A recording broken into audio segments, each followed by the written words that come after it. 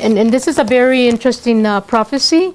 In 1991, in the Navajo nations, when the girls start menstruating, the grandmothers take them into the caves. And the young girls, they were turning into young women, were there in the caves that day, and they spotted this, how do you say, petroglyph? Yes. It's a petroglyph on the wall. And even the grandmothers had never seen this petroglyph.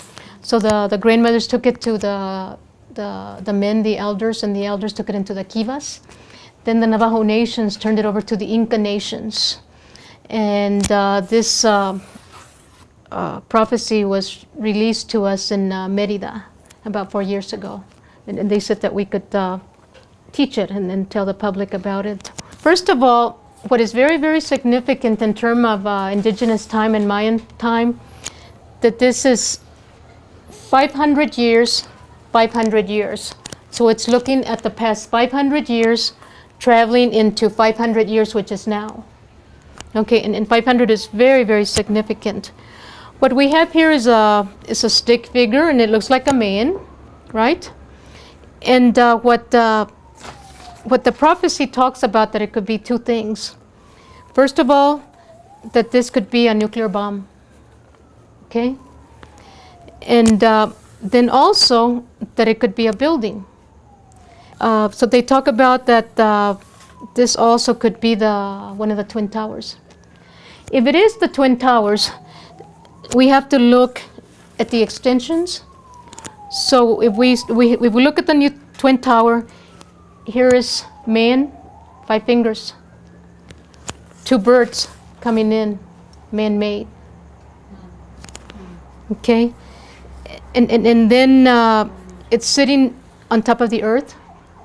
Death. These are tombstones. Okay, and then if we go up, it is the face of a man with a head of peaks, and they say that this is the Pope. Okay, so it has to do with the Catholic Church, which is a corporation. Yes. And the Incas really talked to this. They talk that in the world there are 3 administrators in this corporation. There is the Pope of Conversion that we see at the Vatican in Rome. There is the Pope, there's a military Pope in the world, and that there is an administrative Pope. So those 3 popes that run the world in this corporation. And if it is a nuclear bomb, this is a cloud with acid rain.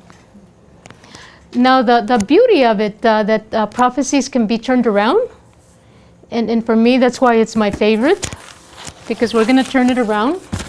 And what we see here is that we see, if you can just visualize it, we actually see a cross. But we put the arms out a little bit. The arms are actually supposed to be out a little bit more. Okay, so I drew it really quick. I was running out of time. So it's really like this. So we see a cross, or we see the sacred tree. And what we see is the heavens, and life is being born from the heavens into the sacred tree. And what this is the womb.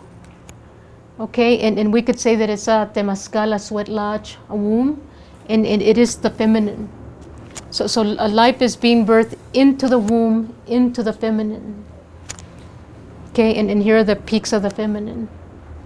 And it is said that in the future, that the feminine will rule the next world age, like I was saying, and that the male energy will only be extensions of support, and that there will be no more domestic abuse for women or children. There will be no more crime, violence against women. They address it to women, everything that women go through, but that's what they address it to. And then again, here's the 500 years.